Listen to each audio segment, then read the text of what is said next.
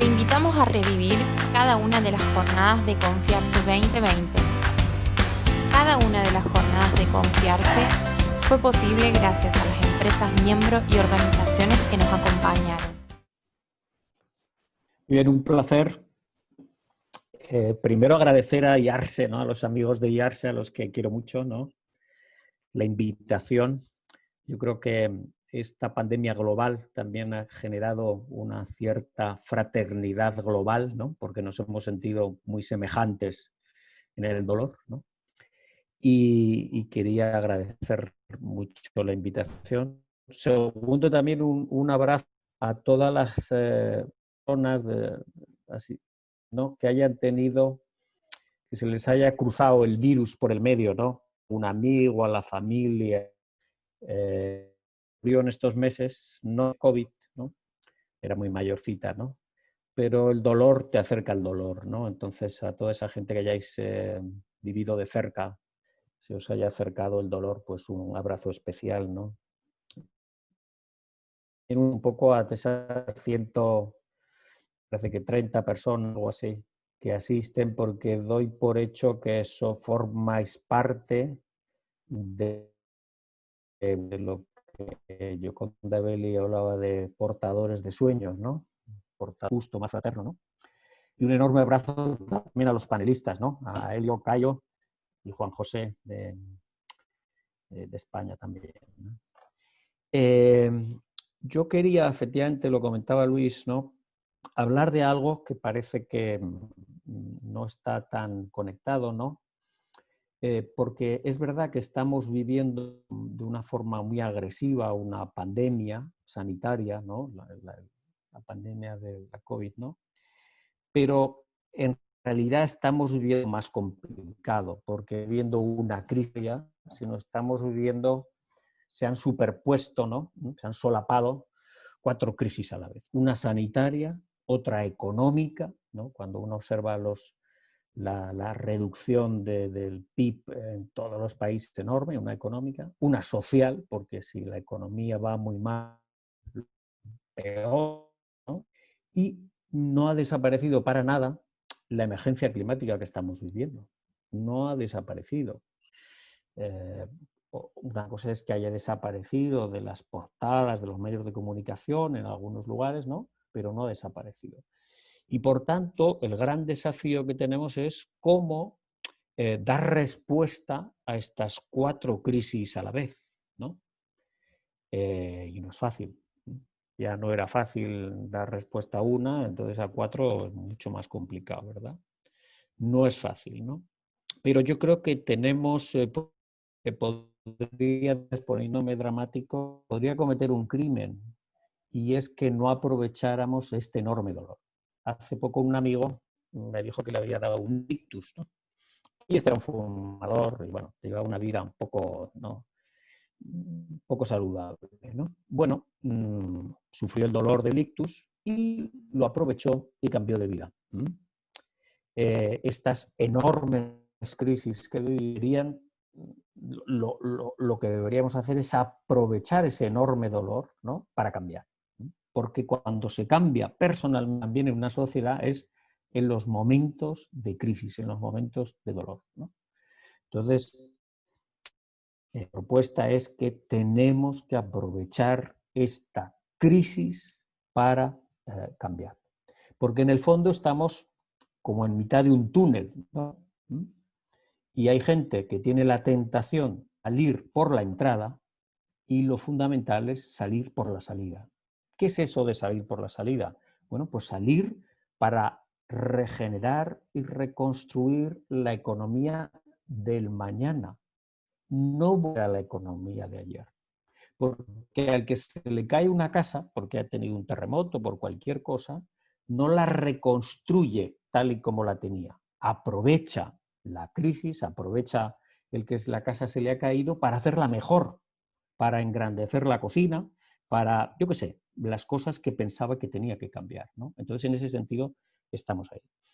Y desde mi punto de vista, la recuperación verde puede dar una salida convergente a estas 4 crisis que he mencionado: la sanitaria, la económica, la social y la ambiental. ¿Eh? ¿Y por qué? Bueno, pues voy a desgranar 8 grandes razones que veo yo por las cuales la recuperación verde es la salida. Voy a comentar 6 criterios de implementación de esa recuperación verde y finalmente voy a comentar 2 ejemplos concretos de cómo se puede, de qué tipo de proyectos tendría que contemplar esta recuperación verde con cobeneficios a todos los niveles, sociales, económicos, de generación de empleo, ¿no? 8 razones, pues, por tanto. La primera, ¿por qué una recuperación verde? Amigos y amigas, porque es necesaria. Porque es totalmente necesaria. Porque el divorcio manifiesto, reiterado durante décadas, y la naturaleza tiene que acabar ya, tiene que acabar porque nos está conduciendo al desastre. Entonces, ese divorcio tiene que acabar. Pondré un ejemplo, seguramente en Argentina tendrán muchos, ¿no?, de su propio país. Diré uno de mi país. En los últimos 40 años, según la Agencia Estatal de Meteorología, en los últimos 40 años, el verano creció en España 5 semanas. Desertizó una superficie equivalente a Galicia. Habrá que hacer algo. O seguimos como si nada. Habrá que hacer algo. Por tanto, la primera razón es que es necesaria. ¿Razón? Bueno, es que es lo más prudente, queridos amigos y amigas empresarios o que trabajáis en empresas. Es que es lo más prudente. ¿Por qué? Porque de proseguir con el anterior modelo económico tiene muchos riesgos. Solo daré un dato pequeño, pero hay muchos. Si queréis luego comentamos. El 30 de junio de este año se cerraron en España 6 centrales de carbón. No se cierra ningún parque eólico, no se cierra ningún parque de energía solar. Se cerraron 6 centrales de carbón. ¿Que lo decidió el gobierno? Porque las empresas vieron que no eran rentables, que no podían seguir. Pero es que esto no es solo un problema español, es que nunca se han cerrado más centrales de carbón en Estados Unidos que con Trump. A Trump no le gusta, pero el dinero no quiere arriesgar en una dirección estúpida. Por tanto, es lo más prudente para minimizar los riesgos. Tercero, es lo más inteligente. Recientemente, la Unión Europea acaba de aprobar un plan, en parte de donación, en parte de préstamo, de 750.000 millones de euros. En realidad hay 2, ¿no? Uno, lo que es con gasto, porque hay que atender a las empresas, hay que atender a los trabajadores, pero cuando se habla de inversión en la economía del mañana, solo se habla con 2 enfoques: digitalización y transición energética. A este principio le tocan 140.000 millones. Ergo, ¿qué piensan las empresas españolas hoy? Que quien no vaya en esa dirección tendrá más dificultades de encontrar apoyo económico público, ¿no? Bueno, pero eso es el apoyo económico público. ¿Pero qué ha dicho el Banco Santander? Que ahora ponéis un anuncio. Pues que va a dedicar 120.000 millones a financiar todo lo relativo con economía verde. ¿Y el BBVA? Pues que 100.000. Y Goldman Sachs, pues me parece que eran 700.000. Es decir, es lo más inteligente, si uno quiere recoger inversiones. 4, es lo más fácil y lo más rápido. ¿Por qué? Porque este mismo año, en el 2020, se tenía que haber celebrado la COP26, que se iba a celebrar en Escocia y se traslada el año próximo, y en esa COP26 todos los países, todos tenían que presentar sus propuestas para reducir sus emisiones. Ergo, están pensadas, ya se sabe lo que habría que hacer. Lo que hay que hacer es, por tanto, es lo más fácil porque ya está pensado, ya no hace falta ocurrencias de alguien, es que yo creo que se podría hacer. No, ya está pensado, hagamos esto, ¿no? Punto 5. Es lo más justo. ¿Por qué digo que es lo más justo? España tiene una deuda pública hoy más o menos del 100% del PIB, más o menos, ¿no? Se estima que con todo este gasto que hay que hacer sí o sí, pues igual se pone en el 120 y algo. ¿Quién va a pagar esto? Mis 2 hijas. ¿Tendría sentido que los jóvenes pagaran inversiones que dañaran su futuro? No, eso sería el colmo. Por tanto, enfocarse en esa recuperación verde es lo más justo desde el punto de vista intergeneracional. Punto 6. Es lo que cuenta ese enfoque con un gran consenso. 27 países de la Unión Europea, súper distintos. Ahí está la Hungría de Orbán, de la gente prácticamente de la extrema derecha, de la derecha, del centro, de izquierda, no sé qué, se pusieron de acuerdo en este enfoque. Pero nuestra entidad, junto con otras, empujó un manifiesto por una recuperación sostenible que rubricaron los secretarios generales de los sindicatos, los CEOs y presidentes del Banco Santander, del BBVA, de Inditex, las principales ONGs. Es decir, hay un gran consenso en que hay que caminar en esta dirección. Punto 7. Está ya en marcha. Está ya en marcha. Desigualmente, en unos países más, en otros menos, pero está en marcha. Está en marcha. Es decir, el gobierno, antes hablaba del paquete de ayudas de la Unión Europea, pero el gobierno alemán, con su propio dinero, dijo, yo voy a invertir 130.000 millones, 80.000 a gasto, 50.000 ¿a qué? A digitalización y recuperación. Está en marcha. No es algo que es un futurible que vamos a pensar, no, está en marcha. Y punto 8, ¿no? Es lo que aporta más cobeneficios. ¿En qué sentido digo esto de cobeneficios? Muy relacionado con las 4 crisis que yo decía, ¿no? Lo suyo es que realicemos iniciativas, proyectos, programas, propuestas que sean buenas desde el punto de vista de la salud pública, desde el punto de vista de la economía, desde el punto de vista de la generación de empleo y desde el punto de vista de la transición climática. Entonces, quien aporta más beneficios son las propuestas que están incluidas dentro de esta recuperación verde. Una iniciativa que agrupa a las 40 principales ciudades del mundo, C40, planteaba que la generalización de sistemas de calefacción y refrigeración distritales significaría la reducción de muertes al año de 300.000 personas, ¿no? Y también generaría 8,3 millones de empleos en todo el mundo. Es decir, bueno, esos son el tipo de cobeneficios que planteo, ¿no? Por tanto, por esas 8 razones tenemos que ir en esta dirección de recuperación verde. ¿Y qué criterios yo creo que son fundamentales en esta implementación? 1, medición del impacto y evaluación de las políticas públicas. Esto, desde luego, en España no se hace, o se hace muy poco, por no ser hacer una generalización abusiva, se hace poco, mucho menos de lo que debería hacerse, y es importante que, puesto que los dineros son escasos y hay que pagarlos y van a generar deuda pública, haya una medición del impacto que se va a lograr con esas inversiones. Segundo, necesitamos un sistema fiscal verde y sostenible, porque no solo se trata de unos años donde va a haber que hacer estas inversiones excepcionales, sino hay que mantener esa transición y eso significa un sistema fiscal verde y sostenible. 3. Las empresas que reciban ayuda pública, que es razonable que haya empresas que lo reciban, ayuda pública, pero debe haber una condicionalidad ambiental y social para esas ayudas.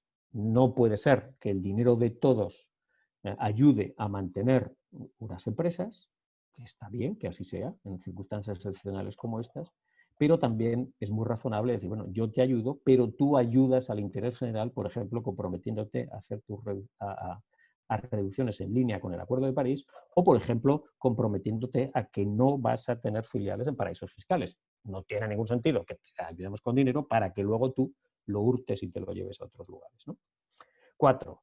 Debes sí o sí lograrse una implicación del sector financiero, ¿eh? Es decir, hay que lograr que el sector financiero privado contribuya a este esfuerzo. 5. Debe haber una ejemplaridad pública. Hace poco estuve en un parlamento regional en España, ¿no? Y les decía, vengo con una propuesta extremadamente revolucionaria.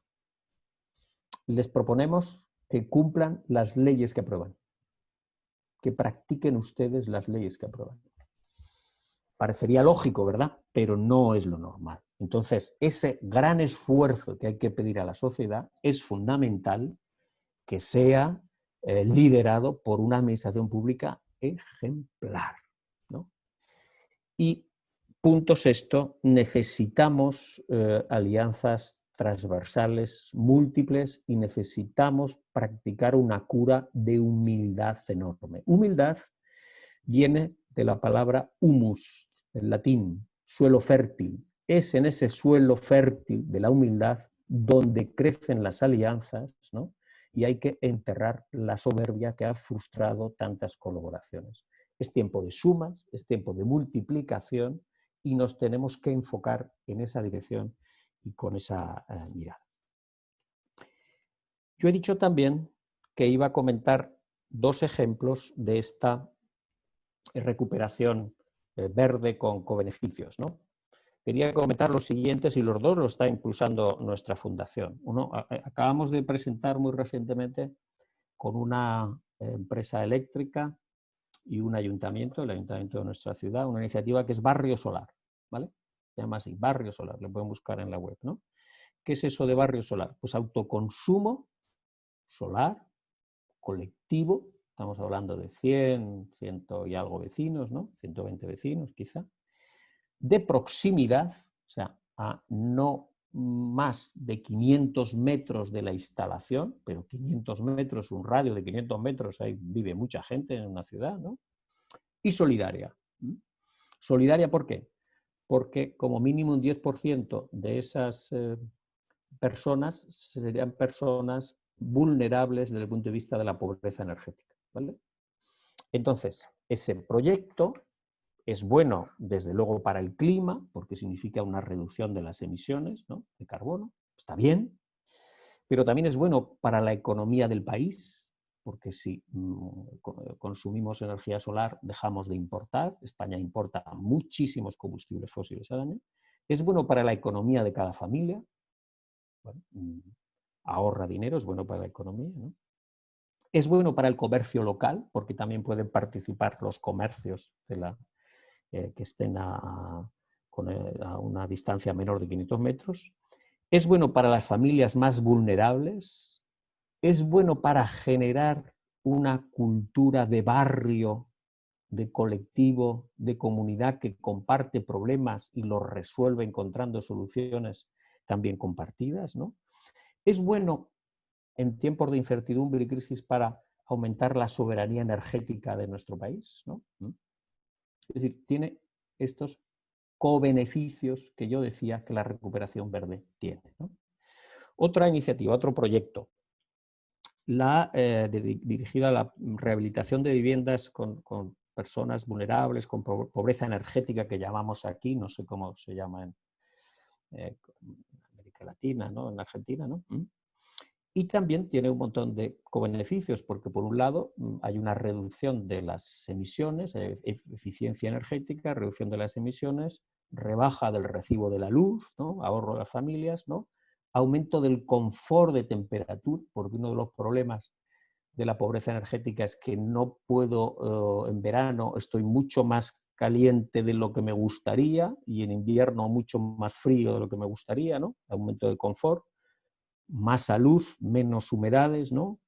Hay una revalorización del patrimonio de la vivienda, hay una reducción de los impagos y por tanto con las compañías eléctricas, hay una mayor sociabilización de los niños, porque un niño que tiene una casa fría no lleva a otros niños a su casa porque le da vergüenza, ¿no?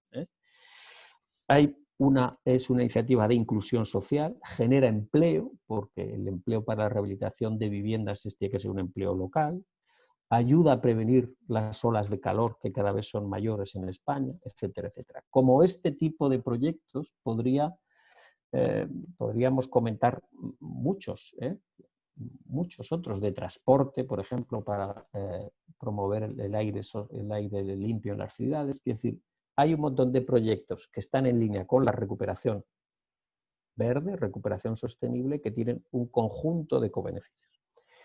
Y quería acabar con una reflexión un poco final, ¿no? Antes hablaba Luis de más esperanza en el diálogo con Helio, ¿no? Y estamos ante una situación extremadamente complicada en la historia de la humanidad. Yo hace no tanto conocí, no sé si ustedes lo conocen, pero en los últimos 30 años, hemos emitido la mitad de las emisiones de carbono desde la revolución industrial. La mitad. La mitad es de nuestra generación. Por tanto, nuestra generación es doblemente responsable, porque esos 30 años pertenecen a nuestro periodo activo y además porque se sabe que lo que no hagamos en estos próximos 10 años va a tener un efecto enorme en las generaciones sucesivas, ¿no? Por tanto, nosotros tenemos una enorme responsabilidad. Y las crisis también un poco traen de la mano muchas veces la desesperanza, el desánimo, ¿no? Pero ante una revolución como la que tenemos que hacer, que es una revolución tecnológica, es una revolución normativa, es una revolución cultural, porque no solo tenemos que hacer un cambio de hardware tecnológico, tenemos también que hacer un cambio de software, ¿no? Ante esa revolución, el tema fundamental, y lo dijo un escritor francés, André Malraux, él decía, el motor de la revolución es la esperanza. Si la esperanza decae, decae la voluntad, decae el ánimo y los desanimados no cambian el mundo. Ergo, el tema de cultivar la esperanza se convierte en un tema fundamental, ¿no? Y desde ese punto de vista, cultivar la esperanza, yo aporto dos razones para cultivar la esperanza. Uno,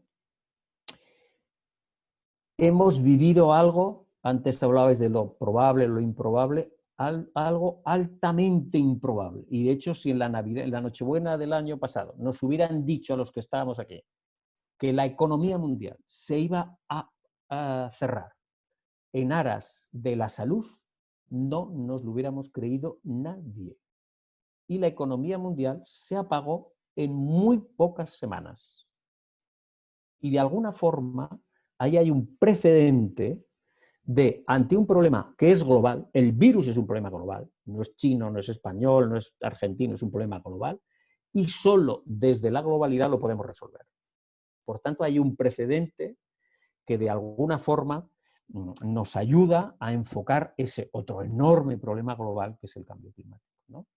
Y la otra razón para la esperanza es que hemos visto también en la pandemia que el virus no parecía interesarle mucho qué lengua hablábamos, bajo qué bandera qué bandera tenía nuestro país, qué color de ojos, qué raza, no le interesaban esas cosas. Nos veía a todos extremadamente semejantes, ¿no? Extremadamente semejantes, ¿no? Y es en esa fraternidad que nos hemos dado cuenta que somos extremadamente semejantes, ¿no? Como de alguna forma podríamos sobre esos cimientos construir, que falta nos hace, una gran fraternidad planetaria, una ciudadanía cívica global que empuje la resolución de un problema tan global y tan enorme como el que tenemos, que es el cambio climático. Yo creo en el sentido que ahí, si cultivamos esto, si cultivamos esta fraternidad planetaria, puede ser.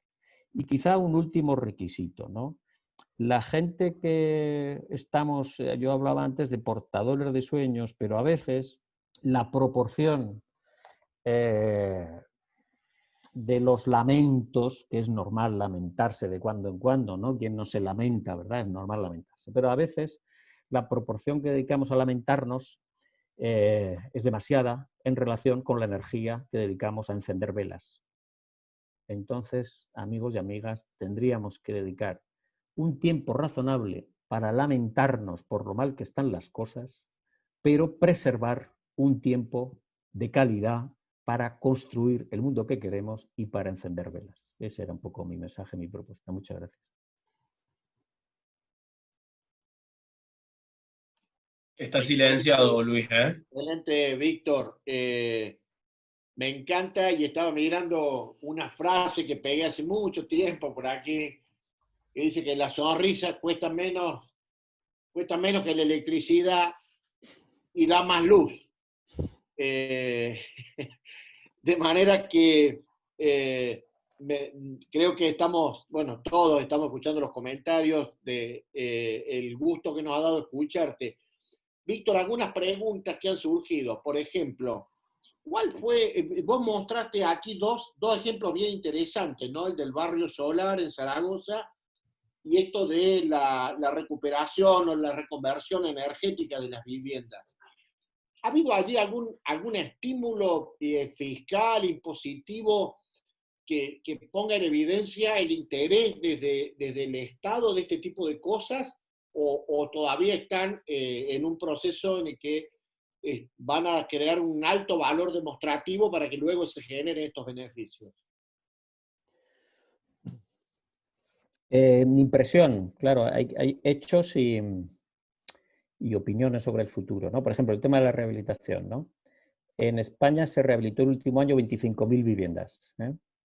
Pero a ese ritmo se rehabilitó con criterios ambientales y sociales, ¿no? Pero a ese ritmo pues tardaríamos varios siglos en rehabilitar el parque de viviendas que tenemos en España, que es mayoritarísimamente, pero del orden del 90 y pico %, ineficiente desde el punto de vista energético y ambiental, ¿vale? Entonces hay que multiplicar esto. Nosotros propusimos en el Parlamento una comparecencia que hicimos recientemente, multiplicarlo por 10. Multiplicarlo por 10 es un tema de recursos económicos, ¿no? Pero no solo. Y de hecho comentamos a los parlamentarios, no solo hace falta más recursos económicos, también hace falta otra manera en que la administración pública haga las cosas. Porque si seguimos haciéndolo de la misma manera, lenta, poco innovadora, arrastrando los pies, pues no podremos gestionar y rehabilitar 250.000 viviendas en un año. Entonces, ahí hay un desafío. Puede ayudarnos estos 140.000 millones que hay que gastar sí o sí en los próximos 3 años, sí o sí, ¿no? Entonces puede haber ahí un impulso económico, puede resolver lo económico, pero también tenemos que ver de resolver la manera en que lo hacemos, ¿no? Y ahí yo creo que muchas veces yo he estado muchos años dentro de la administración pública, por tanto, más o menos la conozco, ¿no? Y creo que por lo menos en el punto en el que está en España, mi impresión es que a veces hay que llevarle las cosas precocinadas, ¿vale? Solo para que las meta en el microondas y que ya...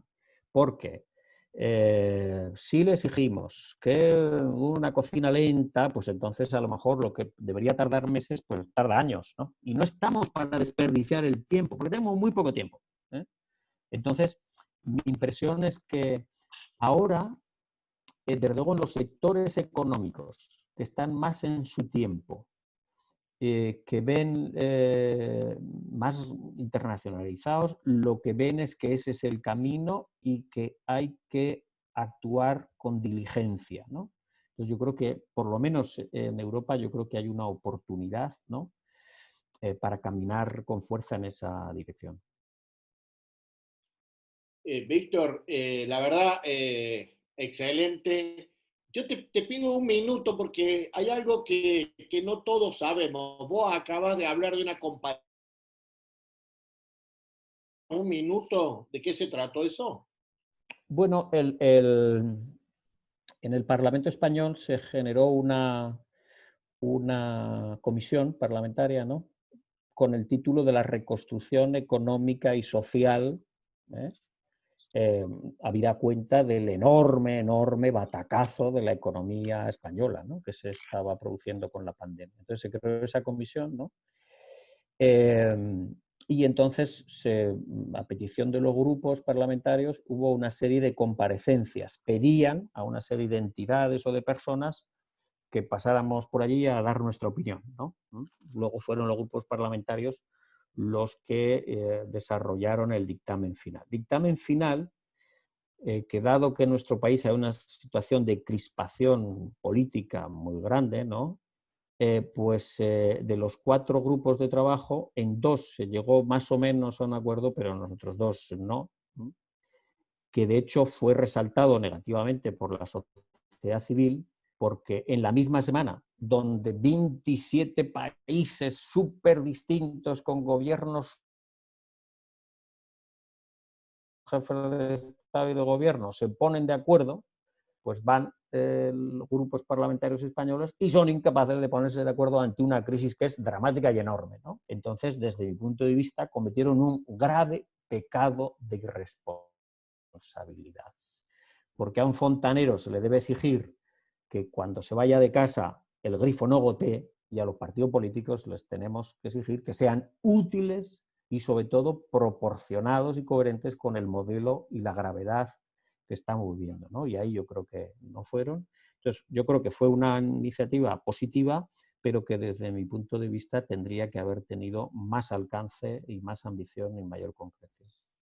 Muchas gracias, Víctor. Yo siempre digo, nosotros por la procrastinación dejamos de hacer y cumplir los 8 sueños que eran los primeros objetivos del milenio, y el mundo científico, cuando nos quisimos poner de acuerdo en cumplirlo, dijeron, no, ya no son 8, son 17.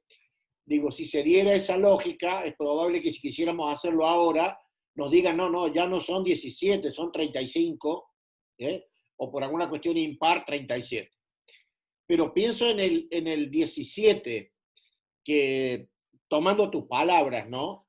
El 17 es promover alianzas. Tal vez habría que reescribirlo, y es adoptar la humildad, renunciar a la soberbia, porque sin eso es imposible construir las alianzas que nos ayuden a pensar en lo que vos has dicho, que son co-beneficios. Y me gustaría pedirte que con una cierre ponencia tuya, Víctor. No, yo creo que en la escuela nos enseñaron a todos las 4 reglas, ¿no? Sumar, restar, multiplicar y dividir. Y por lo menos en lo que yo conozco, porque viví 3 años en Nicaragua, entonces de alguna forma conozco también parte de América Latina, entonces los latinos practicamos demasiado la división y la resta, y tenemos que hacer un olvido de la resta y de la división y concentrarnos en estos tiempos en la suma y la multiplicación, porque los tiempos lo exigen. Puede ser que esa persona no te guste, no te convenza, no sé qué, pero es tiempo de suma y de multiplicación, porque de otra manera no resolveremos los desafíos enormes ante los que estamos. No son tiempos. La última novela de Vargas Llosa se titulaba Tiempos recios, ¿no? Bueno, pues nos ha tocado tiempos recios, los tiempos en los que uno vive no se eligen, nos ha tocado tiempos recios, y de acuerdo a esos tiempos recios tenemos que practicar sí o sí la suma y la multiplicación. Víctor, desde el corazón y desde esta fraternidad que tenemos que seguir cultivando, muchísimas gracias. Yo le pido también a todos que hagamos un aplauso virtual para agradecerte y sentirnos cercanos. Seguro estás en una tarde caliente allá en España y aquí en una mañana fría en Argentina. Muy bien. Chao. Muchísimas gracias, Víctor.